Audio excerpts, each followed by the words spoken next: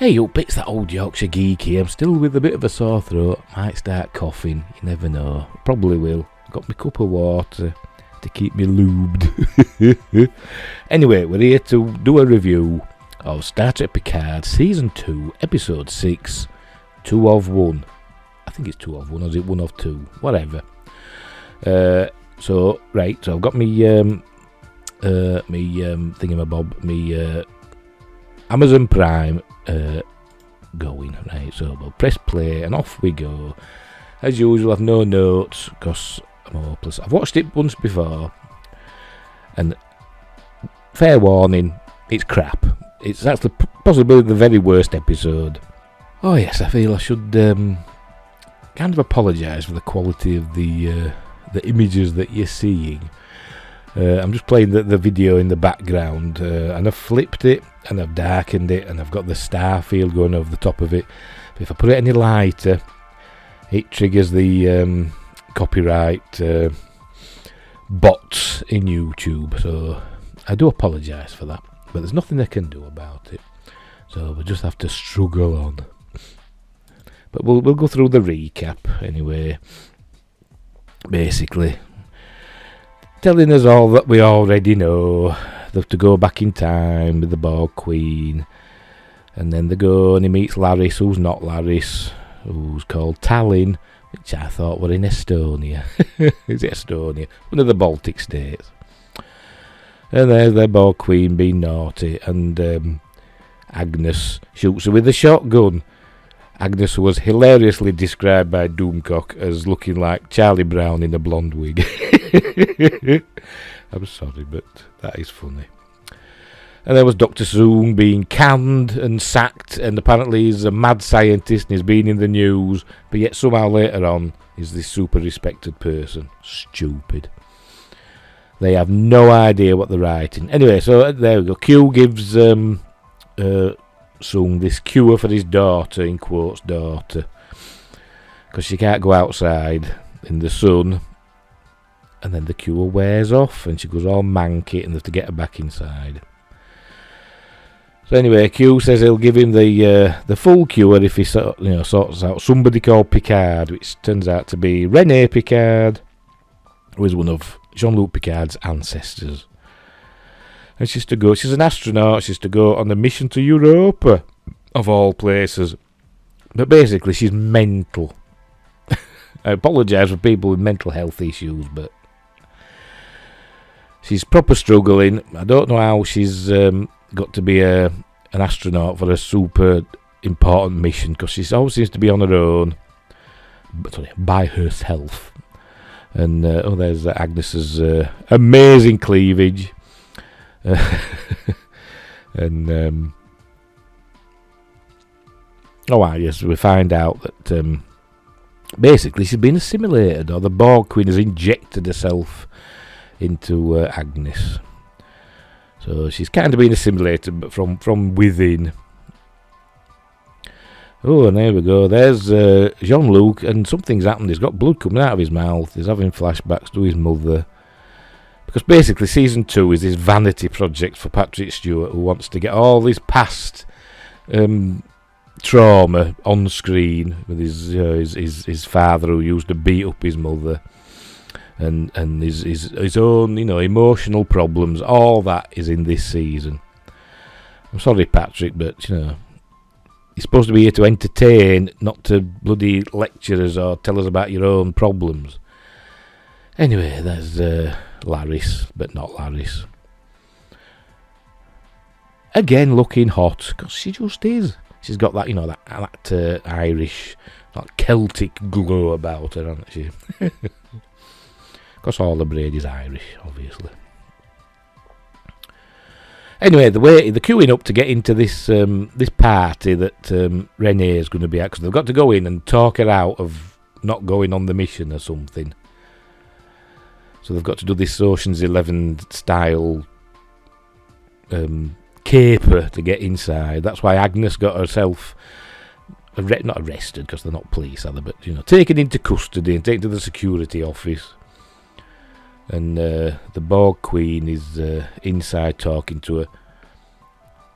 So she's basically talking to herself, and she not only talks to herself, she talks to Picard, I think, over radio. But these guards that are supposedly watching over her don't bat an eyelid that this woman's basically on some sort of operation. Where she kept that, like, there we go, knocked out. Look.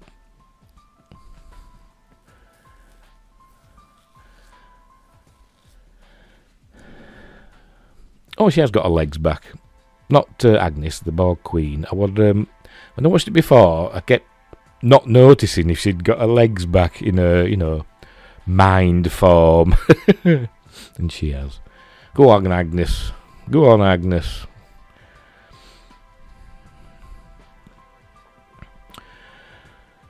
But obviously she can't get to the computer because she's fastened to the couch. And there we go. The Borg Queens give her super strength. She can just break out of handcuffs. And obviously the USB format will carry on to the 25th century and beyond. I don't know. They probably analyse what we've got now as you replicated the USB thing and all the software necessary, to be compatible with it. Because I'm sure they'll still know all about whatever operating system's being used. Is it Unix or is it Microsoft or whatever in the 25th century? Right, credits. And to be honest, them Buck Rogers credits, which I was just doing, is better than the Picard credits. No, they're the bad credits. It's kind of nice music. That's one of the good things. One of the few good things about Kurtzman Trek is Jeff Russo's themes are quite nice. They're quite nice. Hey, I'm going to say something. I forgot what it was because I'm not well. I keep blaming that. I keep blaming that for my own shortcomings.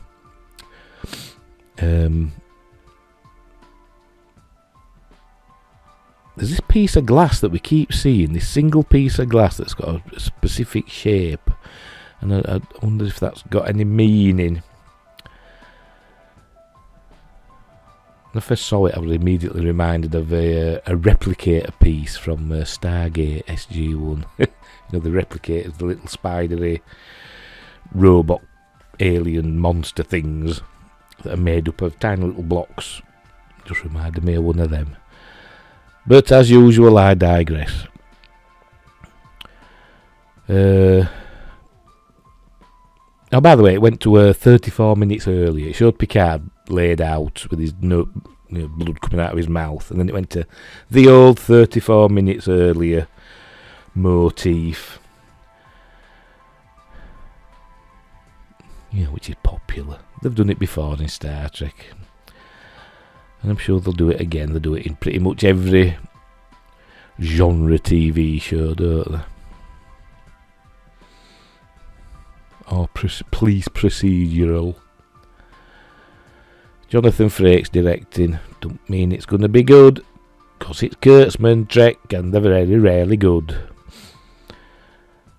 They've got some sort of facility, but we find out it's that doctor with the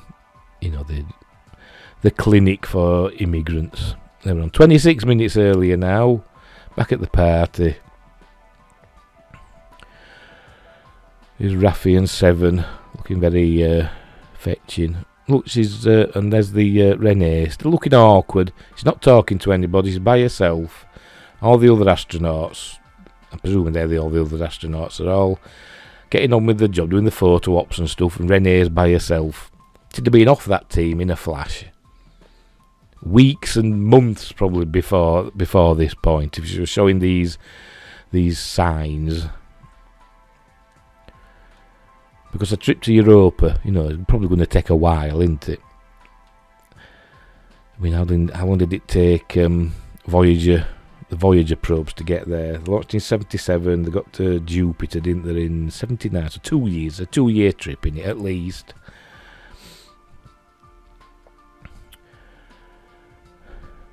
Of course, they haven't got warp drive yet. It hasn't been invented for another, 59 years? 39 years. I don't know, my brain's not working. Anyway.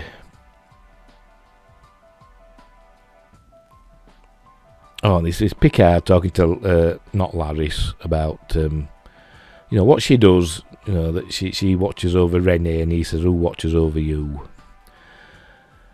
And he did say to her that he wondered if she was some sort of, relative of Laris. But he said Laris is Romulan, so that can't be the case. But later on, it says Tallinn actually speaks Romulan. She seems to be like cursing under her breath or something. And it comes on the subtitles, Tallinn speaks Romulan. So, I don't know. Basically, they're just planting seeds that will probably go nowhere because they'll forget about it. Because each episode, they seem to forget what's happened in the previous episode. She's talking to herself to all intents and purposes. Nobody bats an eyelid that this woman actually just stood talking to thin air. Not just stood talking to herself, she's actually seems to be looking at somebody. Turning her head and looking at somebody as though she's talking to somebody. Nobody bats an eyelid. But it's Los Angeles, I suppose, isn't it?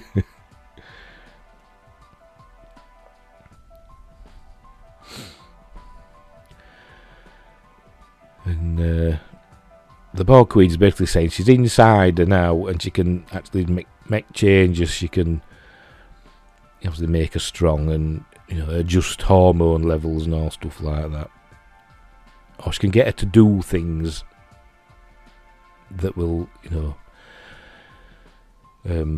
elicit the release of said hormones. I don't know why she needs them, but anyway, Rios suddenly seems quite happy to be in the 21st century because he's banging on about how the food's amazing and the cigar smells amazing. I won't try lighting it, mate. Smoking, in modern day LA, or pretty much any part of America, I suppose. Of the Western world, apart from France, is frowned upon. But then he goes and lights it. There'd been a security guard on him within seconds. But, see, 21st century Earth isn't what I thought it would be. Last episode, you were arrested, you were on a bus, you were going to get thrown out of the country. They've no idea. They forget from episode to episode. I hate it.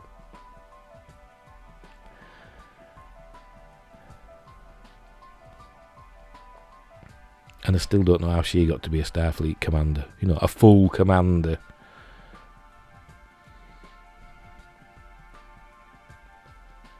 Imagine her being in command of a starship. Because commanders have done that.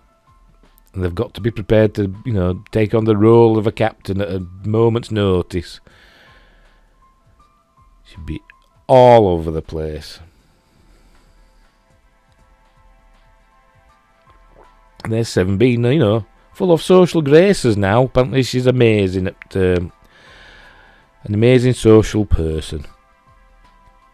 The Doctor taught her well. That was a snort of derision. And there she's seen Elnor. Everybody's got all these mental problems in this season.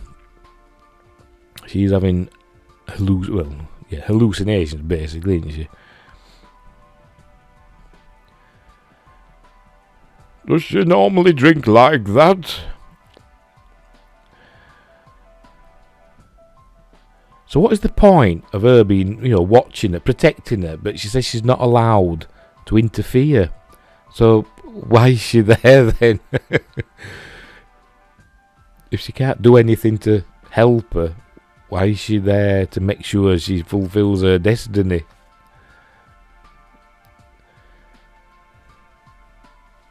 because it's stupid. Anyway, she's texting somebody. Actually, it turns out it's Q, and she thinks it's a therapist, and she's saying she's not ready. She don't want to go, and Q's encouraging her to resign, to step down, and she's going to do that. So Picard says he's going to talk to her, but not Laris. Tells him not to. And she said, well, what if she's not ready? But they're not actually said,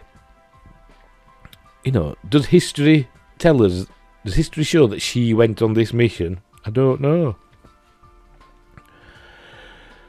Does Picard know she went on this mission? He never mentioned her before, when he was talked about his family before. He talked about the Picards that were on the first Martian colonies. But it never said the Picard that went on the first flight to Europa. Again, they don't know what they're doing. And here's Agnes just boozing. I mean, they're all pretty much all just getting rangered out. They're supposed to be on a mission here. But they're just at a party, aren't they? Only Picard and not Laris. They seem to be doing anything.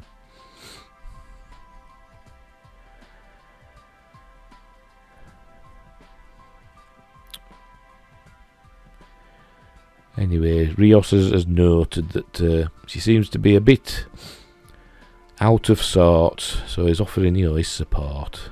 And she's saying, no, I'll be alright.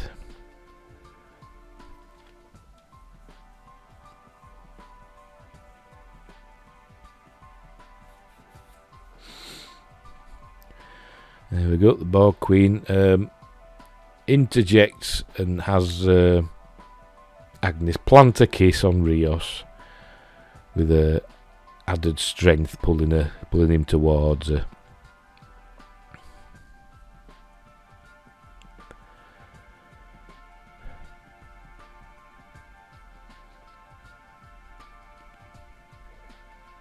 Three days to go. It might be 2 now, actually, because time's passed, hasn't it? 2 days to go before launch. And she's like this. She'll be out of there.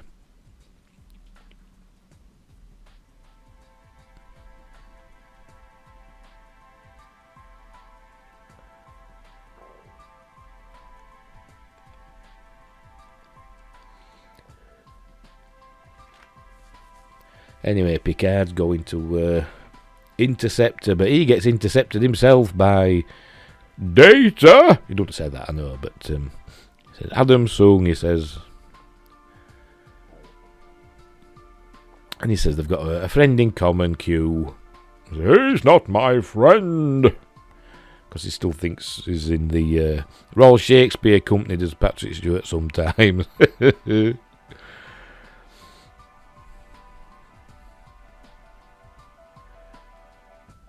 I'm exaggerating, obviously. Anyway, Adamson's warning him off, saying Renee can't be allowed to complete the mission. I thought something were going to happen here. I thought he was going to actually... he was going to be the cause of Picard's injury. Well, he is, but I thought he was... Spoilers. But I thought this was the moment. But it isn't. Isn't. There we go. See, he's been taken away. But, don't matter that he's a mad scientist. It's been in all the newspapers, as we'll see later. He's just been fired from his position and his funding withdrawn. But apparently, he's super popular. And now he's grassing on Picard to get him arrested. But then all the lights go out in a minute. Not that one, that was just a cut to black. And then we're back to Picard on his gurney. Or his hospital, whatever, he's in that clinic. Right, 14 minutes earlier.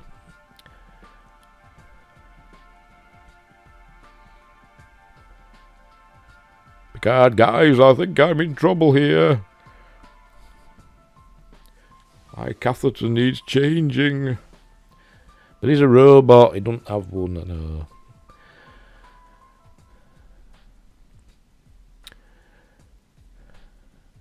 Rios is following Renee, and Agnes is being the lady in red. And here's some sort of display that she got to, remember all this.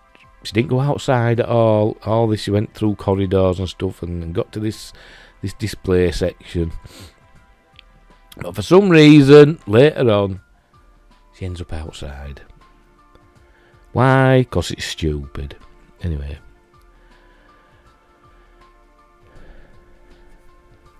Right, the Borg Queen initiating a nano-electronic pulse. There we go. It's basically like an EMP. It turns all the lights out, turns the power off and stuff. So it gives Picard and not Laris, the chance to escape. But here comes somebody singing. I wonder who this could be. And as Gary from Nerdrotic could say, it's the drummer from Scott Pilgrim.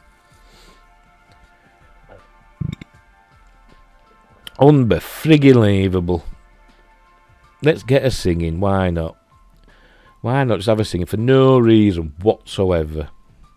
But people have sung in Star Trek before. Yeah, but there was a point of that. That was, part of the plot. Such as 7-9 doing the singing in that the Killing Game episodes, and when she sings with the Doctor, etc. Not just having a musical scene where she just says, I can sing, can I do a song? Yeah, whatever. Because it's all Patrick Stewart's vanity project, so he'll have said, right, I'll sing. Well, I mean, she's a good singer. I'm not saying anything about that. She's a good singist. But why is she singing? I have no idea. In life and in this.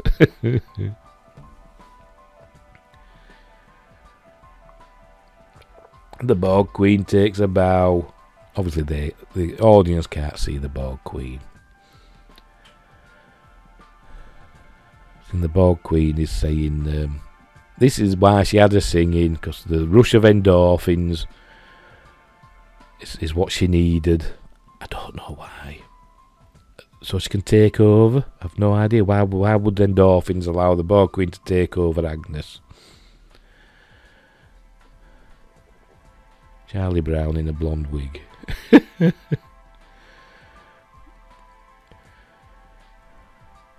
Neil Picard talking to Renee.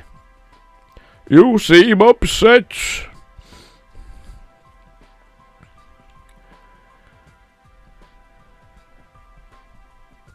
So basically she's just talking to an old man who just walked up to her, pretending to be security.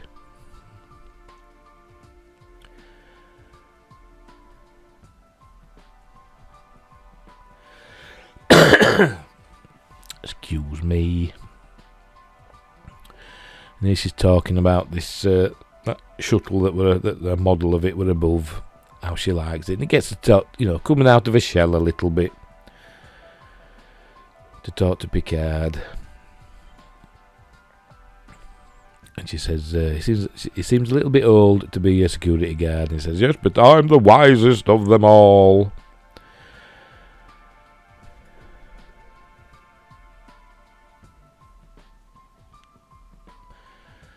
And she points out, you're thinking, to let anyone be an astronaut these days? Which it seems to be the case. But he says, he's basically sticking up for her, bigging her up. She's Renee Picard of the Europa mission. And you're the bestest ever! Because she's the girl that the girl at the centre of everything. Because every season of Star Trek, no matter what it is, has got to have the girl at the centre of everything, in one form or another.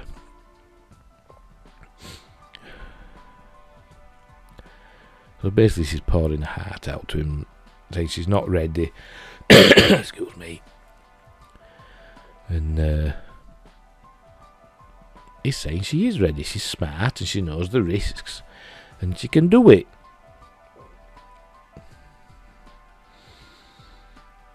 Pardon me.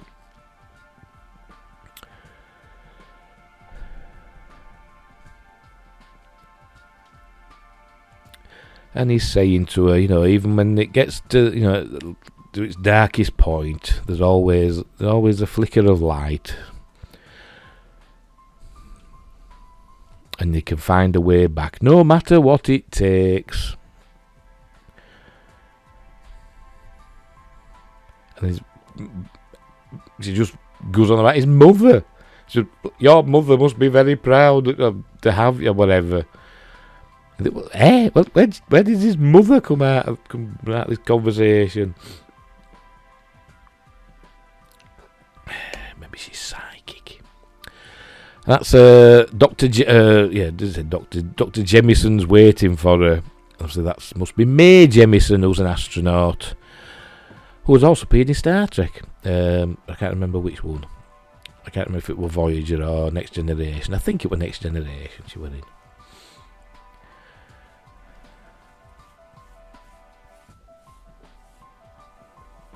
And she looks back at that astronaut suit for no reason. Now, he's sat out in his car, brooding his old Adam Soong. And so he's decided, somehow he must know what's going to happen. Because as he sets off, there we go, going round the outside will get us there the quickest. Well, it didn't seem to take you very long to get you there on the inside. But no, because we need Adam Soong to come and run you over. Unbelievably bad storytelling. Unbelievably bad. I can't even talk, it's that bad. Out going round the outside's the quickest. How do you work that out? Oh, look, there's an electric car. Oh, being run over. But he pushes her out of the way, obviously. No grazers or anything. Or muck. There's a lovely white dress. There won't be a bit of dirt on it. Anyway, Picard's hurt. He's got a pulse. He's a pigging robot. Oh, getting mad. That's something I meant to do. I meant to look up season 1, where it showed that his body being made.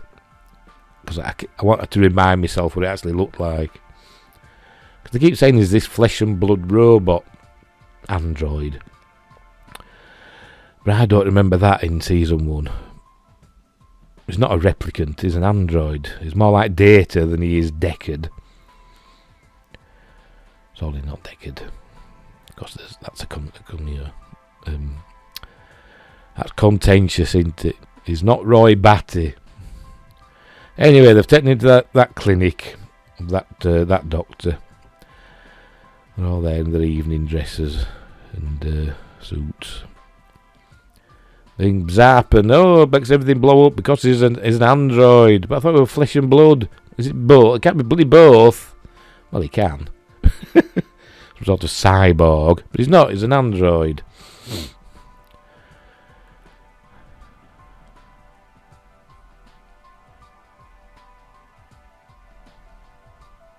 I mean, can't she tell? Good job she's doing surgery on him, opening him up, giving him a tracheotomy or something. All this white goo coming out. But no, it's got to be like flesh and blood.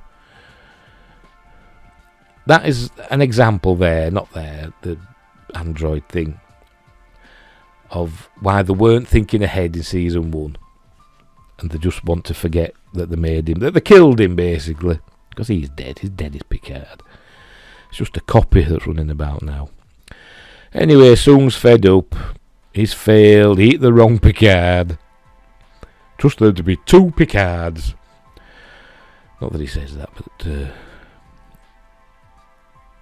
anyway, I forgot her name. Whatever. I forgot what they call her. Not Soji. He's concerned for him, and now he's saying he could lose her, like all the others. I think he says all the others.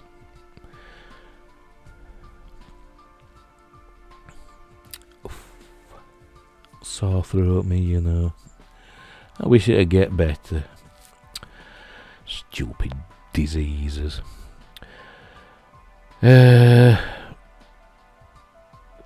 So he's sorry he didn't stop her, as in Rene Picard, but he stopped him. Collateral damage. It's on about Jean-Luc, obviously.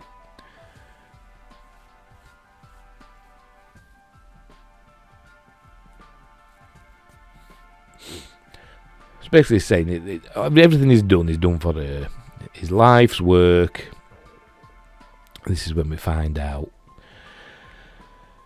I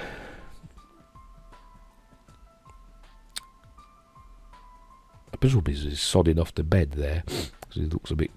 He's had a few drinks. So she goes to his office in a bit.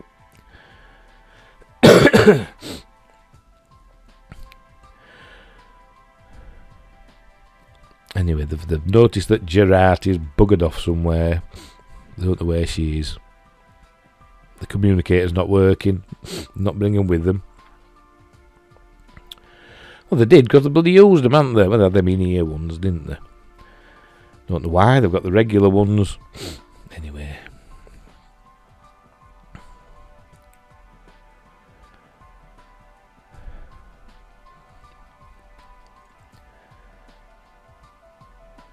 So she's allowing them to go and see Picard. He's in some sort of coma-like condition. Just don't understand why.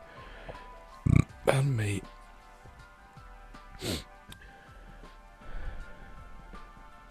And they must have broken into her clinic, which was to set off some sort of alarm and brought her there. Where this clinic is, I don't know. It must be close to where they were. Near that, where they're having that party. Because it didn't take them long to get there, did it? Minutes. If that. Because it showed him at the clinic, and then it said 14 minutes earlier to something, before he got hurt. So it must be just like round the corner. Or next door. Or did they get the ship to beam them there?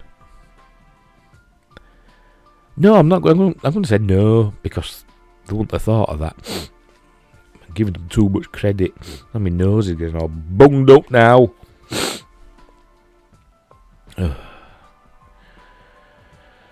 Right, she's gone to her, in quotes, dad's office with his snazzy curved screen.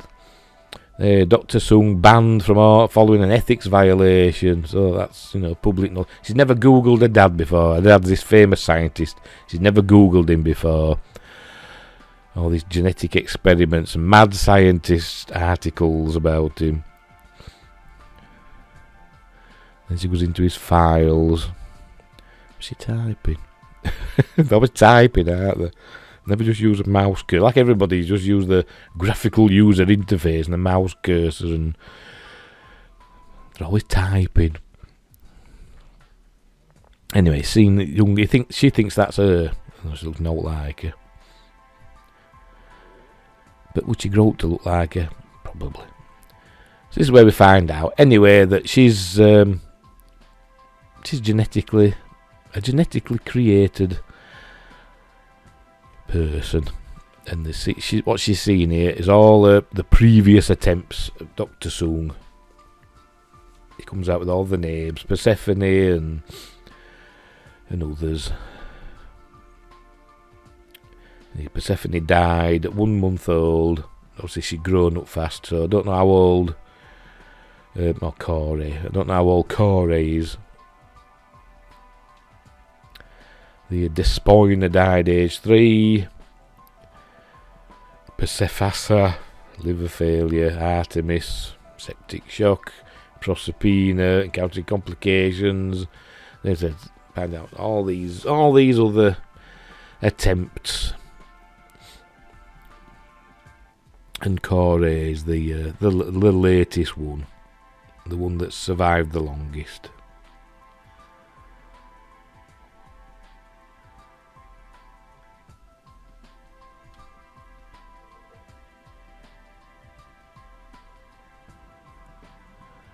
They've de-aged him a bit there. They've de-aged Brent Spiner for these old videos.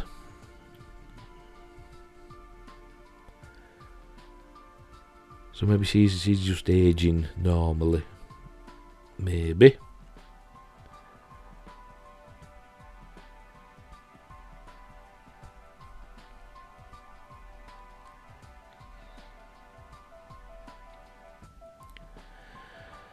Then, back at the clinic, not Laris is using her amazing hologram pen to peek inside Picard's brain.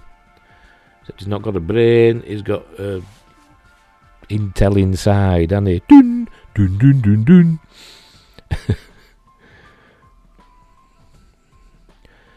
No brain spelling, no brain bleed. He ain't got a brain. He's an android. Doing my head in.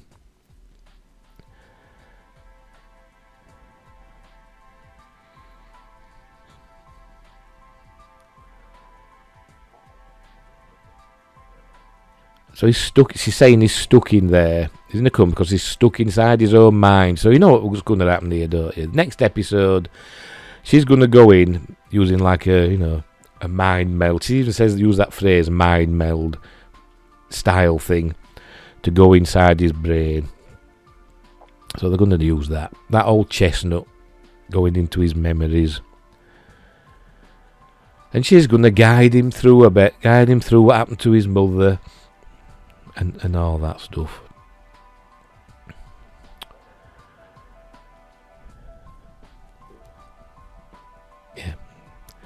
Whatever memory's keeping him in there, she's going to hack into it and guide him through. So we know what's going to happen. She's going to be there. She's going to be there with him. At first, he'll appear as a child, and then he'll appear as we know him. And we'll see his mother getting beaten up, and then whatever happens to her, because we see some other scary figures, don't we, that seem to drag his mother away. Is that just his representation of his father? Or is it something else? I don't know. I don't think they know, even though it's filmed. I still don't think they know. They don't know what they've done even after they've filmed it. And they just make it up as they go along. Anyway, Raffi don't want this to happen. Even though they've no bleeding choice. What they're going to do? Just leave him there. Raffi's saying, no, you're not doing it. And everybody else is saying, yeah, we are. He says, fine, why not?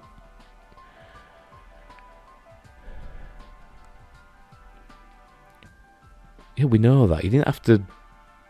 We know it was a rhetorical question. God almighty. Anyway, here's Agnes. She's walking down the street in her red dress. In the trailer, didn't we? We saw somebody in a red dress doing cartwheels over it. I think it was cars, or running over a car. So obviously that was Agnes. So what's she going to be up to the next episode? Because that's your lot. What an absolutely diabolically bloody crap, rubbish, shite episode. Oh, it was awful. It was awful. Oh. I mean, where do I start? Where do I start? Just the terrible situation. There's just characters just talking to themselves. Nobody's batting an eyelid. But they've done it elsewhere in the series as well. Characters talking to each other about, time travel and all this stuff that they're talking about. Obviously seriously. With loads of people around them, not paying any attention whatsoever. I mean, if you're in a town where I live and you're on the bus, say, talking about, me and my mate were talking about all this stuff. Seriously, people would be giving us right looks. You're bloody mental, you two. That's what they'd say. Anyway. So, that's your lot anyway. So, if you had some clicking, that was just me closing the window. So, like I said, that was probably the worst episode yet. It was absolutely terrible. And I think it'll probably get worse somehow.